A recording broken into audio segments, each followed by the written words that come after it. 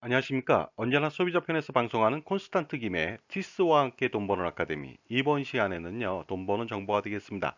올해 강수량은 어느 정도 될까요? 여기에 대해서 알아보도록 하겠습니다. 먼저 강수량이란 무엇일까요? 강수량의 정의부터 알아보도록 하겠습니다. 강수량이라고 하는 것은요, 강수가 일정 시간 내에 수평한 지표면 또는 지표의 수평 투영면에 낙하하여 증발되거나 유출되지 않고 그 자리에 고인 물의 깊이고요. 그 깊이를 측정할 때는요, 밀리미터로 잽니다. 그리고요, 눈이나 쌀국눈, 우박 같은 강수가 얼음인 경우에는 이것을 녹인 물의 깊이고요. 이슬과 서리, 안개까지 포함하니까 놀랍죠? 자, 우리나라의 연간 강수량 분포도가 되겠습니다. 서울 지역 1300mm 정도 되고요. 그 다음에 남부 쪽에는 1500에서 1700mm, 거제도하고 제주도 일부 지역이 가장 많이 내리고 있습니다. 그 다음에 대구 지역이 1000mm 정도로 가장 낮게 내리고 있습니다. 그 다음에 북한 지역은 개마고원 쪽에 한 500mm 내외로 아주 저조한 강수량을 보이고 있고요. 올해는 어떨까요? 올해는 이상한 장마전선 영향으로 과연 강수량이 어떤 모습을 보였을까요? 자, 그렇다면요. 2022년도 1월부터 8월 현재까지 강수량 분포를 월별로 알아보도록 하겠습니다. 1월 달이 되겠습니다. 노란색이죠. 거의 내리지 않았습니다. 그 다음에 보시면요. 하얀색은 아예 내리지 않았습니다. 부산 지역 쪽이 되겠습니다. 2월 달입니다. 2월 달도 마찬가지가 되겠습니다. 1월하고 변화가 별로 없죠? 3월 달에 좀 비가 좀 내렸습니다. 그래서 전체적으로 초록색을 띠고 있네요. 자, 4월 달에도 약간 내렸습니다.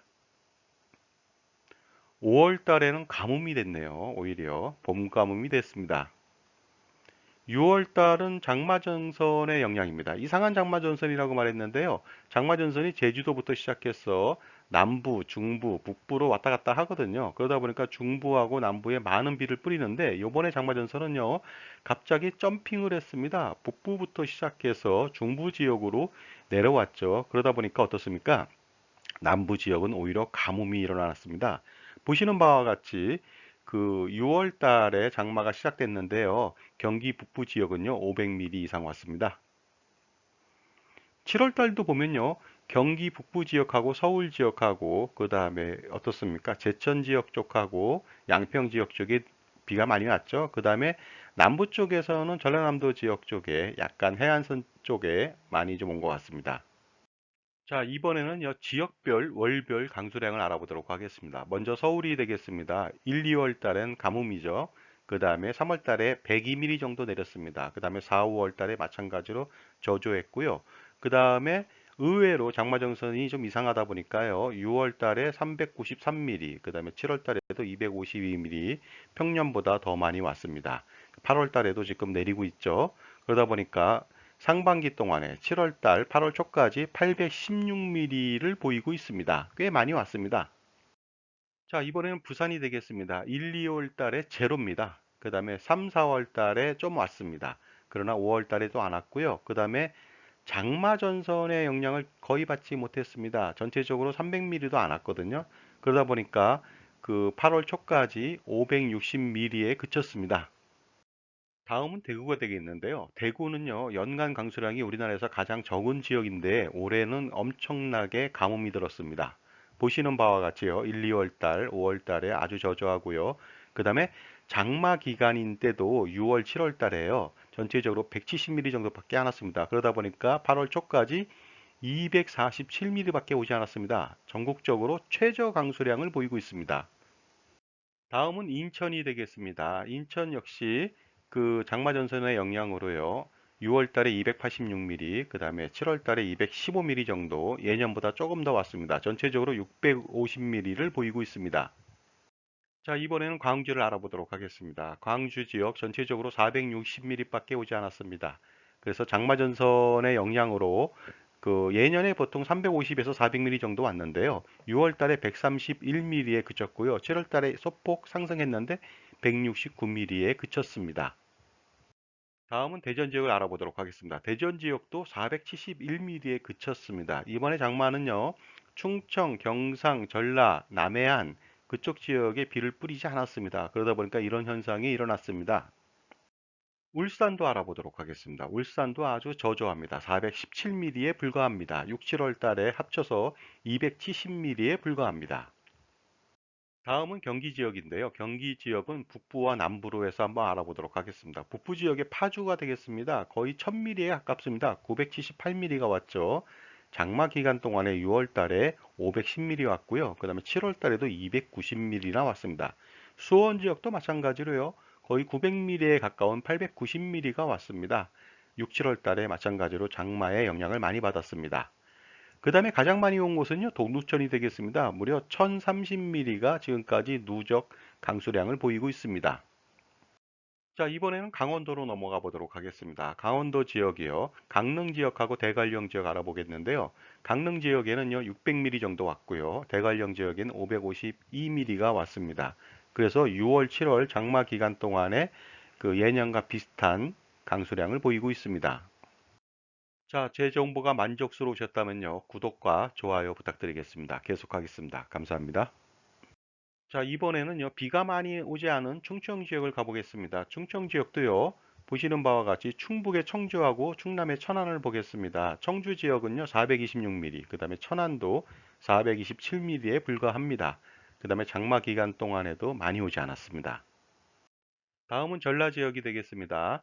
전라북도의 전주하고요. 전라남도의 목포를 기준으로 삼았습니다.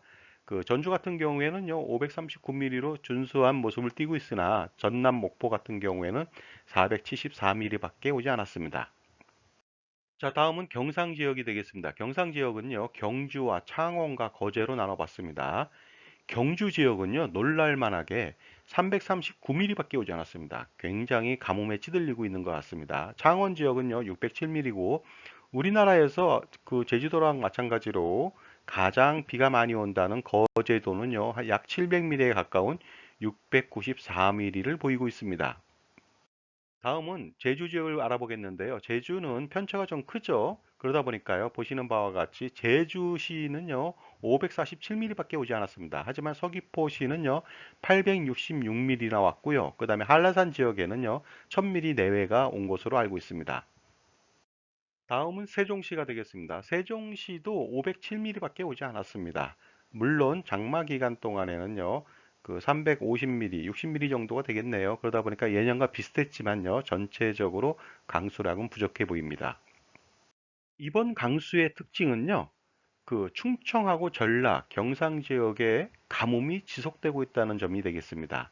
그리고요, 장마 전선이 남부 지역에서 머물지 못하고 북부로 껑충 뛰다 보니까 북부하고 중부 지역만 집중 호우가 내린 것 같습니다. 이제 장마 전선도 물러갔기 때문에요. 앞으로 강수량을 보충하려면은요, 한여름 이후에 어떻습니까? 태풍이라든가 가을 집중 호우를 기대할 수밖에 없을 것 같습니다. 우리나라는요, 유엔이 정한 물 부족 국가 중에 하나입니다. 왜 이렇게 물 부족 국가가 됐을까요? 강수량이 부족했을까요? 그렇지는 않습니다. 강수량은요, 평균 1300mm입니다. 세계 평균 대비해서 세계 평균이 880mm에 불과하거든요. 그것보다 1.5배 이상 더 많습니다. 그럼에도 불구하고 왜 물 부족 국가가 됐을까? 이것은 치산 치수를 제대로 하지 못했기 때문에 일어난 일이라고 볼 수 있습니다. 결국 물 관리 환경이 좀 미흡하지 않았나 이런 생각이 들고요. 그 다음에 장마나 집중호우에 따른 물 관리가 좀 미흡했다 하고 볼 수가 있을 것 같습니다. 우리나라의 치산 치수가 좀 부족했던 점은 무엇 때문일까요? 요즘은 좀 어느 정도 되고 있습니다만은요. 정치인이나 행정가들은요. 이런 생각을 가지고 있는 것 같습니다. 가뭄과 홍수가 나지 않으면 국민은 고마움을 모른다. 그렇기 때문에요. 가뭄과 홍수 대책을 부지런히 세우며 현장을 누비는 행정가나 정치인을 더 선호한다고 생각하는 것이죠. 결국 뭐냐면요. 가뭄과 홍수를 예방하는 것보다는요. 가뭄과 홍수가 일어났을 때 발벗고 뛰는 정치인이 더 멋있게 보인다고 생각해서 치산치수에 좀 미흡한 부분이 있지 않았는가 이런 생각을 가져봅니다. 옛말에도 이런 말이 있지 않겠습니까? 태평성대에는요 임금이 누군지 모릅니다. 그리고요 정의의 사도 암행어사 박문수가 활약하던 시대에는요 그 좋은 시대가 아니었죠. 왜냐면요 탐관오리와 부정부패가 만연한 정말로 백성들이 살기 힘든 때였습니다. 결국 치산치수나 각종 정책을 올바로 세우기 위해서는요, 성숙한 그리고 선진적인 국민의식이 필요하다고 볼 수가 있습니다. 그래야만 올바로 일하는 정치가와 행정가를 만들 수가 있습니다. 그래서 올가을에는 좀 기원을 해보고자 합니다. 첫 번째는요, 가을에는 안전한 태풍과 집중호우가 어느 정도 내리길 바라고, 그 다음에 정치가와 행정가들이요, 치산치수의 모든 역량을 발휘하길 부탁드립니다. 자, 지금까지 현재까지의 우리나라 강수량을 알아봤습니다. 감사합니다.